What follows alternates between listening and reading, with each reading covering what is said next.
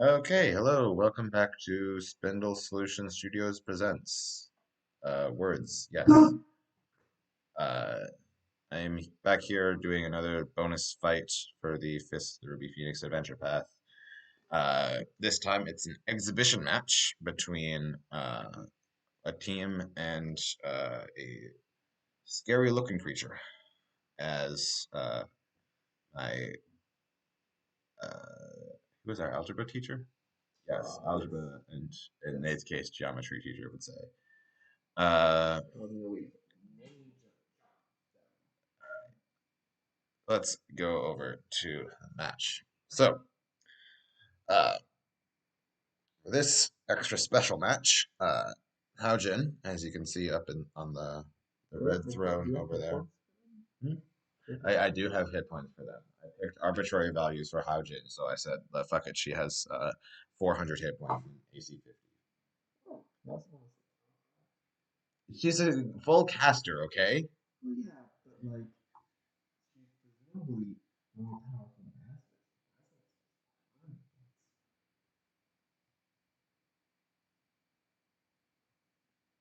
Yeah, Nate. I know. Whatever.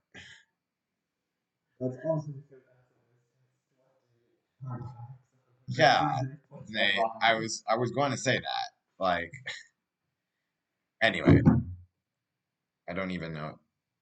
Here, Nate, try talking and see if the mic will pick you up. It seems like it's not really picking you up very well because you're not in front of the thing. Yeah, sure. Is that one very you? Nice. Hello. I only see one viewer. I don't know. It's fine. If somehow you're still listening, which you're not, it's fine. You don't have to talk if you don't want to, or you can.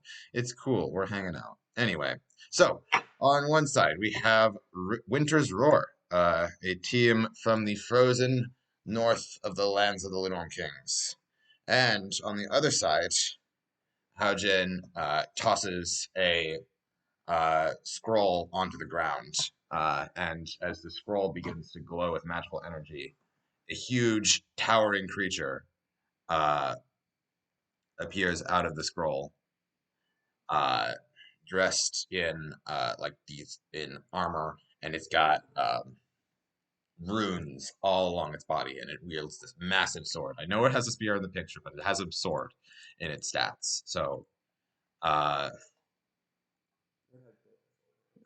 okay, whatever. It's using a sword. It, believe it or not, it only has two hands, so it can't use two-handed weapons at a time, and it is currently using a sword. Anyway, uh, and then, as the creature appears, she waves her hand over the arena, and two of the uh, quadrants of the arena suddenly like shift and turn into these fields of bubbling lava.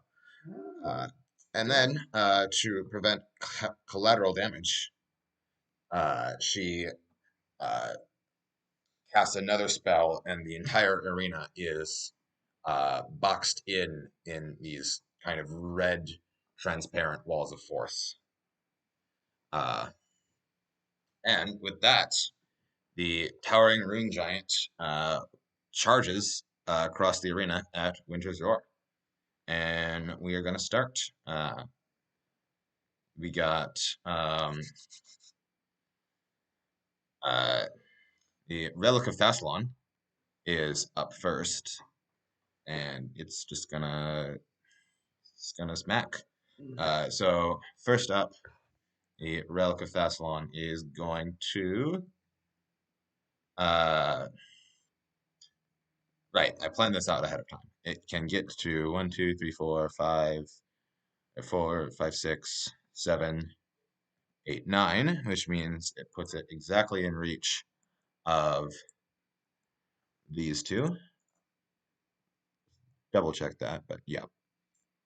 Uh, and then uh, it's one of the runes on, like, let's say the rune giant's arm begins to glow brightly, and this cone of sparks shoots out of it and towards Winter's Roar.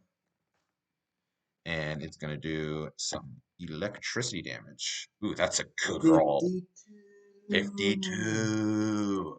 Uh, all right. And then they're all going to make some reflex saves.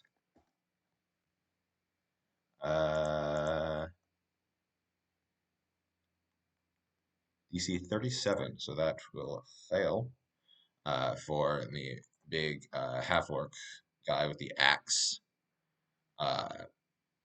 The human with the shield and trident, she will also attempt to save. She's got a slightly better reflex save, but that will also still fail. Neither of those are crit fails, but the halfling in the back uh, is going to succeed. So he will take half, but then also it seems like he's got some kind of energy shield around him that deflects some of the lightning. And the unarmed hobgoblin, who, as soon as the combat starts, like got into this like stance that seemed kind of very like narrow and based on like stabbing the enemy with like piercing hands. Um, he's also got a good reflex save, but that's still a fail. So that's going to be 52 damage to oof, 52, 52, 2, and halved to 26 minus 5 for his resistance is 21 damage. And then, as that happens, the rune kind of transfers onto the rune giant's sword, and it begins to burn. And then the rune giant takes a swing with their giant flaming sword at both the two people in front. Um, all right, so that is going to critically hit the human in front and standard hit. Actually, compares the attack roll results. Oh, okay. In that case, it's the same roll for both, and that's going to critically hit them both. So I'm just gonna roll damage for both. It's gonna be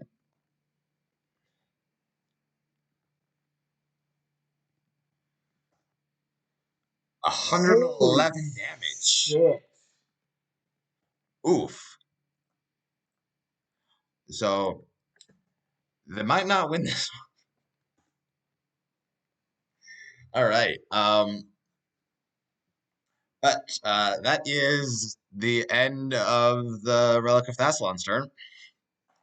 So up next is the human, the only one who doesn't seem at least a little bit shocked by the sudden appearance of the giant and its thundering charge across the battlefields. And by that I mean everyone else rolled 10 or less than the giant's initiative.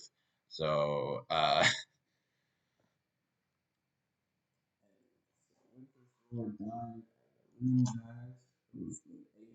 no, no.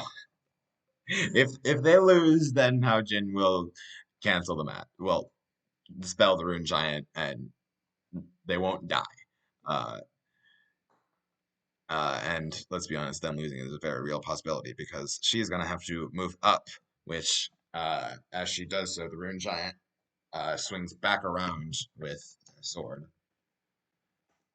Actually, first thing that happens is she raises her shields, uh, and she gets into a stance that basically has a shield up in front, and she's kind of like poking with the shield. So that is going to hit. I'm just going to put the shield icon. We'll zoom in a moment.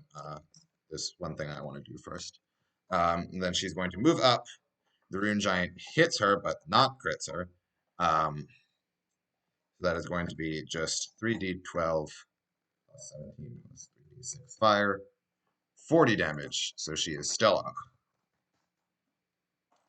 And then she is going to slam her shield into the rune giant's leg. And she hits. Let's see, did I do that? Yeah, I did that. And then she will do 18 points of damage. As you can see, a massive blow against the rune giant.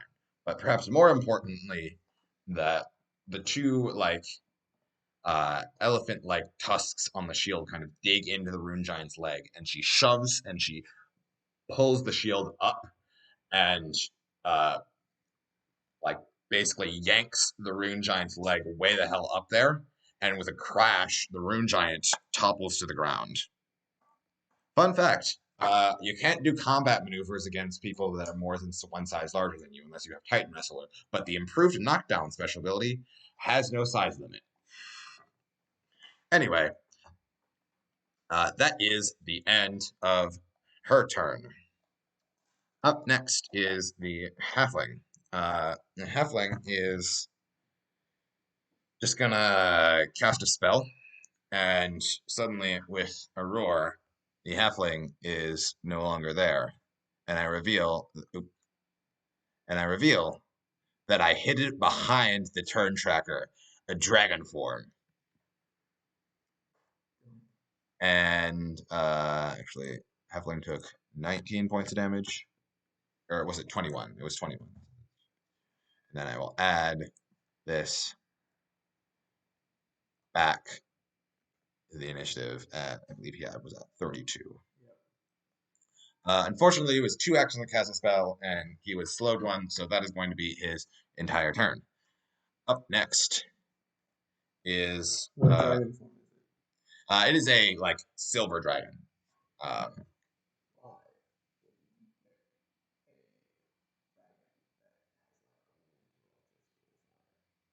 Hmm? You'll see. Anyway,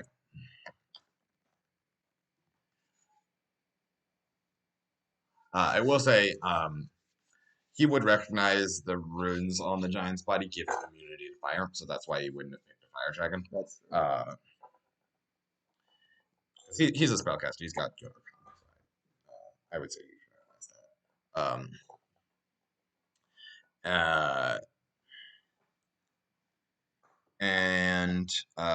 All right. So Trough is gonna.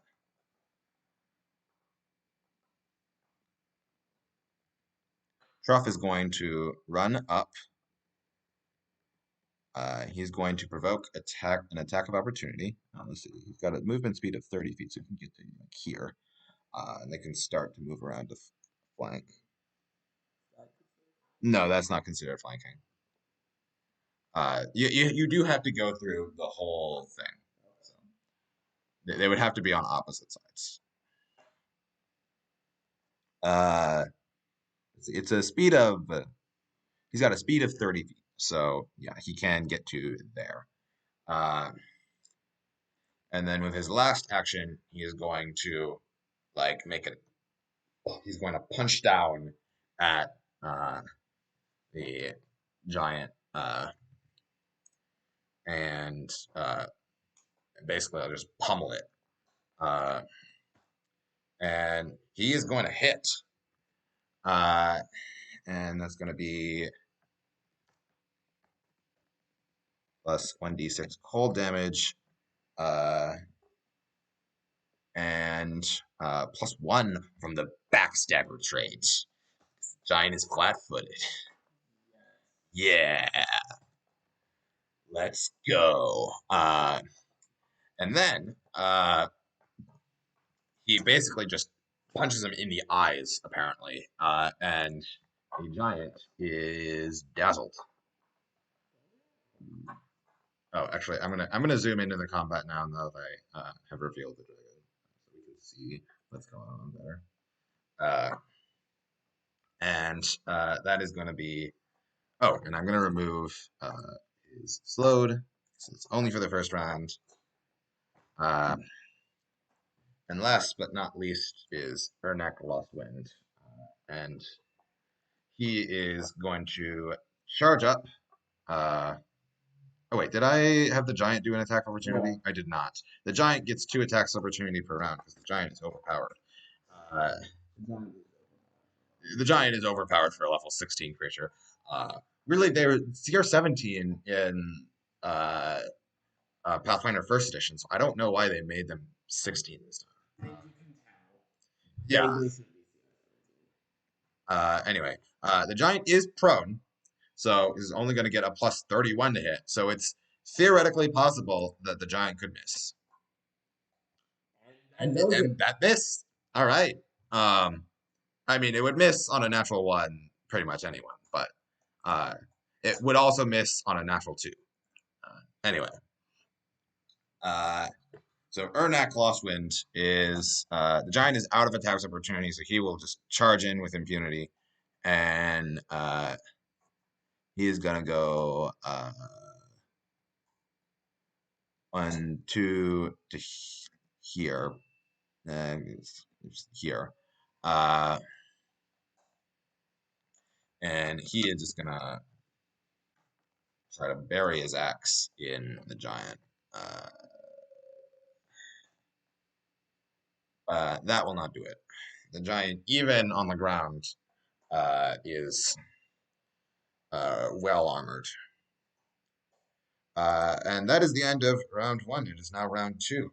And as the heat from the lava begins to rise in the air, there's kind of like a shimmer in the air. That's interesting.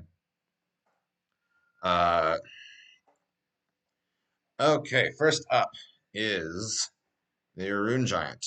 I think the Rune Giant is going to start by standing up. The Rune Giant is dazzled for uh, until the start of the Rune Giant's next turn. Um, so the Rune Giant is going to stand up. That is going to provoke attacks opportunity from both Ernak and Holdren as they just slash or stab it. Gonna miss. And that's also gonna miss.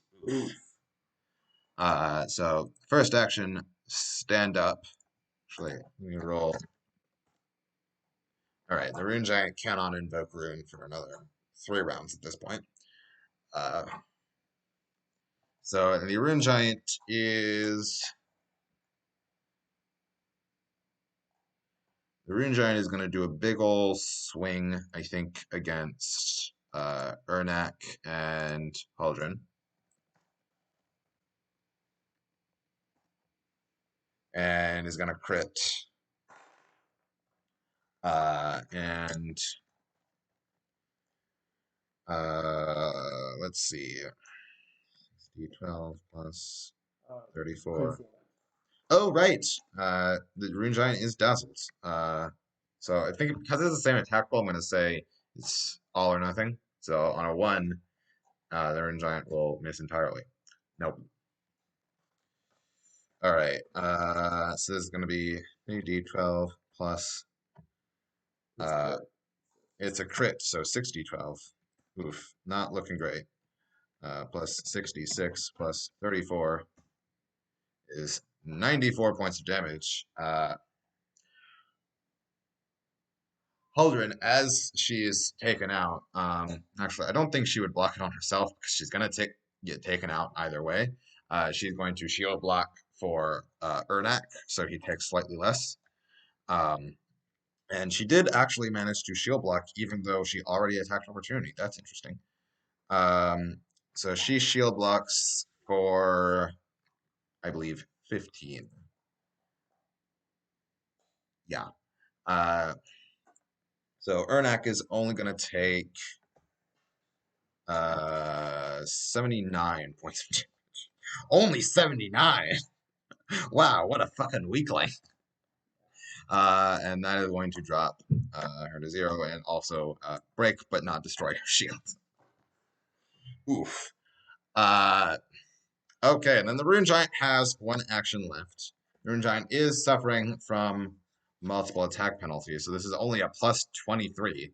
But the Rune Giant will attempt to knock out. Oof. Okay. I think Ernak. Concealment. Concealment. No. I think this is not going to be good for Ernak.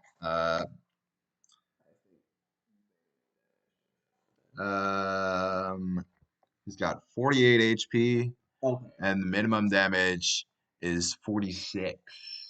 So it's theoretically possible. I'm going to roll 1d12. It was not minimum damage. So Ernak is out. Okay. Uh, I think the Rune Giant would be doing lethal damage, but Hao Jin is just going to teleport them off the battlefield once they're out. So I'm just going to remove them from combat, and then she will heal them. That's not enough to kill either of them outright, because it is very hard to kill a high level character outright in Pathfinder Second Edition. Okay, and then it's your boy Justbix, and he is just gonna breathe a big ol' blast of frost. You can do this without hitting trough at all. Uh, wait, hang on. Would he have been able to shift in such a way that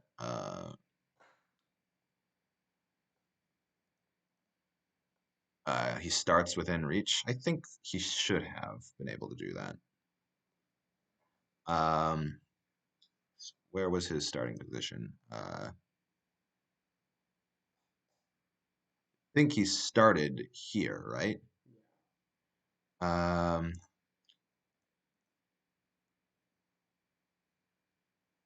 yeah, he started there, so he actually would have been able to shift like this way. So definitely he could do a big old dragon breath and then smack, which he will do. And I realized I forgot to pull up dragon form.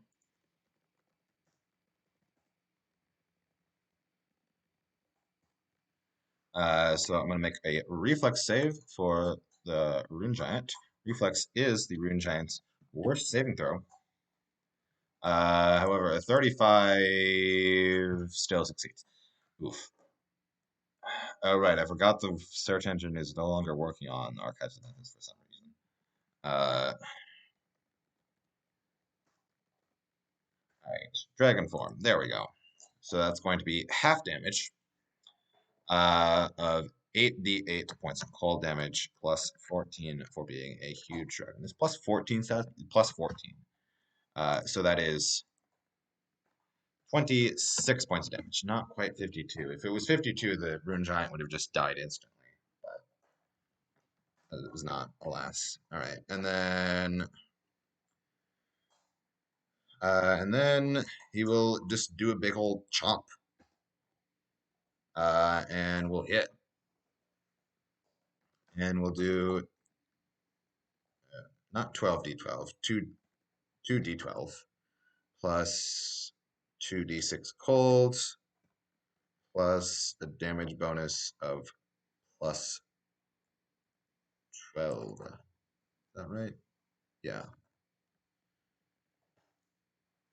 Okay.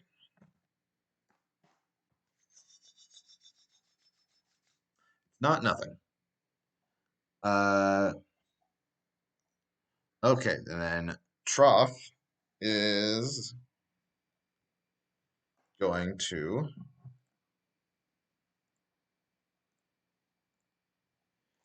Trough is going to do a punch.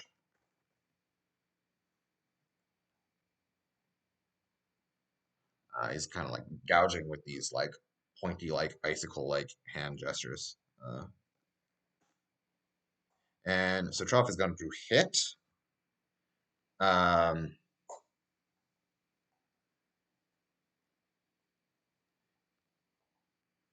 and then he hits, and then he basically um, the thing is worded really weird. It says damage plus cold damage and trip. That is not a thing that is supposed to happen in Pathfinder Second Edition. It's supposed to be end knockdown or it has the trip trait. For the purposes of they're probably going to lose anyway, I'm going to say that it has the knockdown special ability, which means that he will spend his next action to basically, now that he's gouged in the Rune Giant's leg, he's going to knock it down and then knock the Rune Giant prone. And then he'll do one more strike at the Rune Giant's eyes now that it's prone. Um, and that will also hit. So the Rune Giant will continue to be dazzled. And gonna just roll this damage collectively. So it's going to be 4d8 plus 2d6 cold plus 22 plus 1 for backstabber. 48 damage.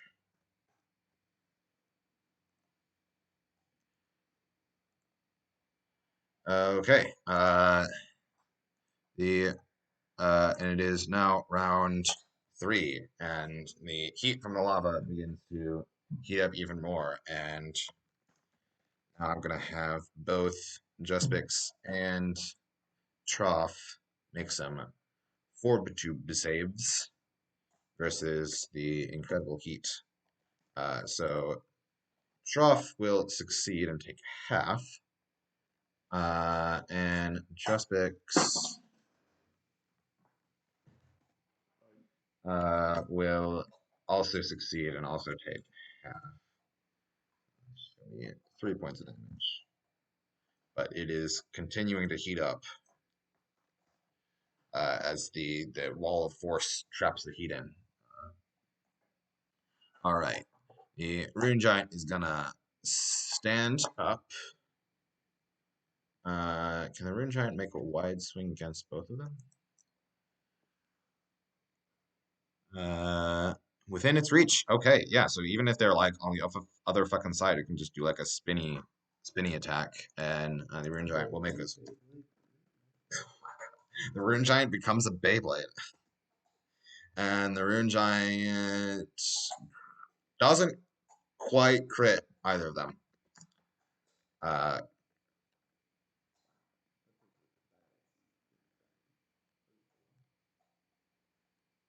Nate, it's dragon form. Yeah. They're not. Spoiler. He's not.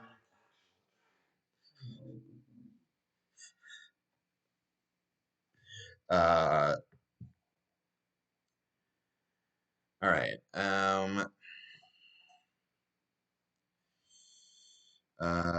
So it's going to be 86 plus that, so 44 points of damage to both of them. And oh, actually, concealment, right? Nope. And then the Rune Giant will make one more swing at. The Rune Giant, I don't think likes being tripped. Um,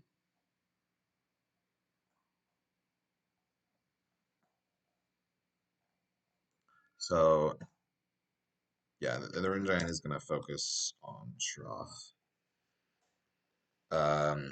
With their swing, boom, hits, but not a critical hit. And that's going to be another 3d12 plus 3d6 plus 17 points of damage, 43 points of damage this time to Trough. And still won't be able to use Invoke Rune next turn. Full. Speaking of 1d4 round cooldowns, let's see how long Juspix has to wait. Okay. So Juspix, I think, is going to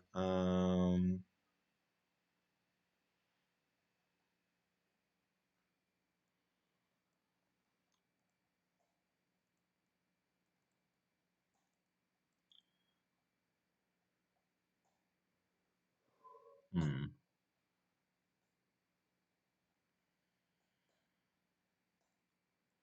Um,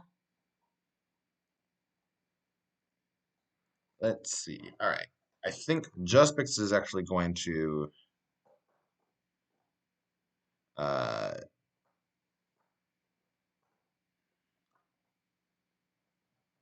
yeah, they've got to take risks if they're gonna thing. So I think Juspix is going to uh fly around using the absurd 100-foot fly speed of a dragon form. Is going to eat an attack opportunity, but theoretically it could miss, and it does. So there we go. And then Juspix is just going to do a big old chomp, and then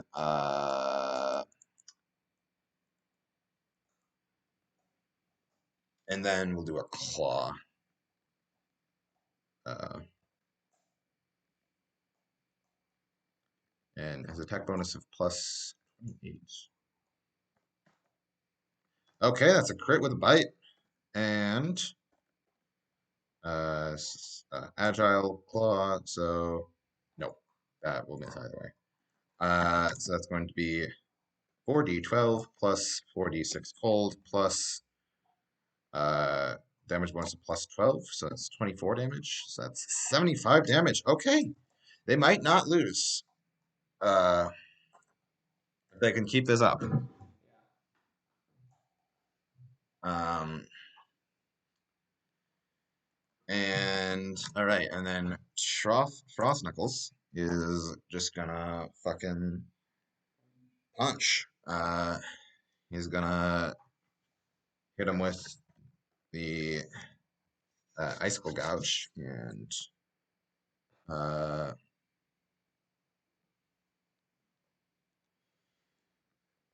it's gonna be plus 26 to hit.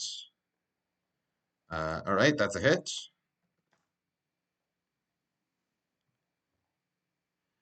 Um,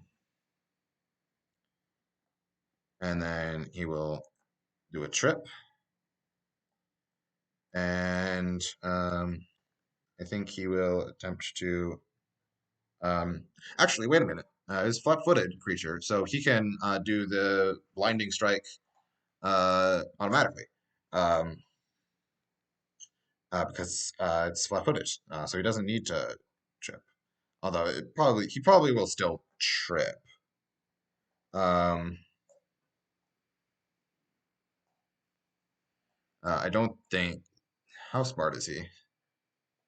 Intelligence plus one. I think that's enough to figure out that the giant will automatically make his fortitude save thing, and most likely crit fail, so or crit succeed. So I don't think he's gonna even bother to do that. So he's going to trip, and then he's just going to flurry of blows. He can't use his special unarmed attack.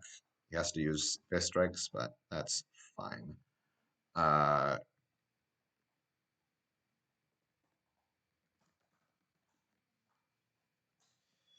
and that's going to be one last one plus 18. No. Uh, yeah, he is flat-footed, so he could still hit with plus 18 on something other than a natural 20. All right. But he does hit with the primary attack and cause the giant to be dazzled still. So that will be 2d8 plus 1d6 plus 12, or 12 or 11. I can remember my own people's stat block. Plus 11 plus 1 from Backstabber, so it is 12 technically. Uh, 26 points of damage. Okay. All right. It is now round 3, and it is round 4, and it's continuing to heat up. So it's going to be fortitude saves all around. Just picks Ramel succeeds, and we'll take half. Trough succeeds, and we'll take half, but it's more damage this time. This time it's going to be 10 damage since they both succeeded. Oh, actually, Despix still has the shield that affects some energy things. So actually, he should have taken a whole lot less. He's only been hit, I want to say, once by this Green Giant's flaming sword. So I'm gonna give. I'm just gonna. Um, so he shouldn't have taken any damage from the fire this, and he took 3 from the fire. Yeah, he shouldn't have taken any damage from the fire last time. I should give him 5 hit points back and subtract. So I'm basically just gonna give him 3 hit points back. Yeah. Okay. Does Okay. he It have is one now shield up for Energy Aegis. Energy Aegis is a fucking good spell. Uh, all right, the Relic of Thasalon. Well, guess what? Stand up, do a wide swing, uh, and that is going to crit. Oof. Actually, but dazzled. Oh shit! Okay. And the giant does a wide swing, which looks like it could be deadly, but it just goes over the heads and or under the feet of the flying dragon. Uh, and uh, the giant misses entirely. Um, and okay, and then the giant will make one more swing at Trough because it's now really frustrated about being dazzled. Uh, and miss. Okay, and that's the fucking giant's turn. However, the giant does have Invoke Rune back. Uh, the silver dragon, just mixing them out, is just gonna do a chomp and miss. Oof. And then we'll make, I think, 2 claw attacks.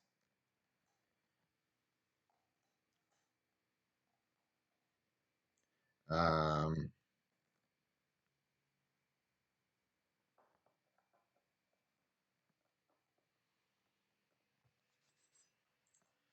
okay, giant will miss and make 2 claw attacks. This is going to be plus 24. That will hit on the nose because of flat-footed. And the last one also hits. Okay. These are claws, though. So yeah, slightly less damage. This is going to be just a total of 6d10 plus 24. Okay, they might actually do it.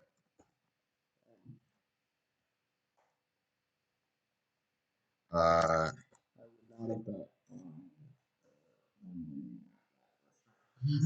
yeah, but they do have the advantage from a like number standpoint, uh, from like a CR calculation standpoint. So, uh, all right, and then Trough is going to actually uh yeah, well yeah Trough is going to do an avalanche pummel, and if he hits, that's probably the game. Uh, no, not quite. However, Stroff, that's not a critical miss. Stroff still hits partially and will do 11 points of damage. Doesn't know how many hit points the giant has left, so I don't think he would. Actually, he will still try to do an avalanche pummel because he wants the person to be dazzled. Um, so, um, so if he doesn't crit miss this one, then oof. Okay, he's still got uh 2 actions left. I think he's just gonna try to swing for the fences and make 2 fist strikes. Um, because he knows that even if he avalanche pummels, he can't trip. Uh, the giant is no longer dazzled, but uh, yeah. Okay. This is gonna be plus 18. Okay, that's a crit, and that And with that, the giant topples to the ground one final time and doesn't get up again. And is recalled back into the scroll that Hao Jin put on the ground. And with that, Winter's Roar is victorious. Okay. Which goes to show that even when you think a combat's lost, not always. I think the critical move on Juspix's part was moving to the other side and then to flank uh, and then that gave the ability for Trough to just do Avalanche Tumble straight off the bat instead of having first, uh, which was real nice. And then that allowed Trough because Trough wouldn't have been able to do a Dazzle if he would have had to trip first. So that meant that the crit would have gone off, and that crit probably would have taken out Trough, and that probably would have been the end of the fight.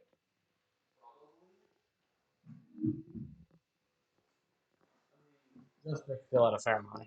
Just still had a fair amount of hit points and did almost kill that. Yeah, but No, but a lot of one of Justice's attack would have hit. right, that's true. Um, Yeah, only one of them would have hit. So yeah. So yeah, that was. The other two that got taken out pretty quickly. Called that. Yes, basically, actually, so the I should clarify because you would have seen the half orc's axe. He had a big great axe that was surrounded by cold. The human with the shields, her shield didn't have energy around it, but her trident was on fire. But I don't think she ever actually hit with the trident because she got taken out really early. Okay. Thank you all for watching. All non-watchers, but maybe someone on YouTube. I don't know. Good night. Or no, it's not. Goodbye.